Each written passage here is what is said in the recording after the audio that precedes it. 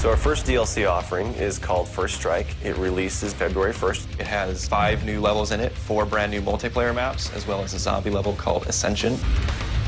Kowloon is inspired by the single-player campaign level that was also set in Kowloon City, China, but the actual design and the layout and the geometry in the map is built from the ground up for MP. Kowloon is the only map that has zip lines, which will allow players to quickly get from point A to point B. The trade-off to that is that you're completely exposed while you're on the zip line. You can't use your weapon. It's going to get you to your location much faster, but there's also the risk that you're going to get shot. Discovery is an Antarctic research station that was a German outpost left over from World War II. The two sides of the map are divided by a deep chasm. You're always kind of fighting for control over that crossover from one side of the map to the other. My tips for Discovery is really just learning the layout of the map, understanding how that chasm can impact the flow of the gameplay, and always being conscious of the exposure that you have to long-range weapons. You might be on a snow bridge and somebody throws a grenade, which collapses the floor around you.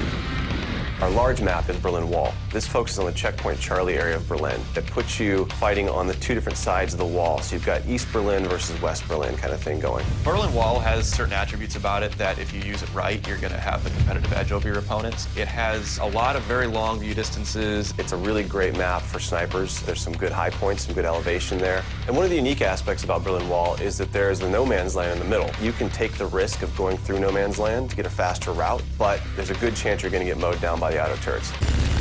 So Stadium's one of my favorite maps. I am a run and gunner, so I tend to like that map. It's going to provide those close quarter players tight adrenaline, action-packed experience. So never underestimate the value of tactical insertion, and always be checking your corners and realize that these engagement distances are going to be really small, so use that to your advantage. I think it's going to cater to a lot of the players who just like the frenetic style of gameplay that Call of Duty has to offer.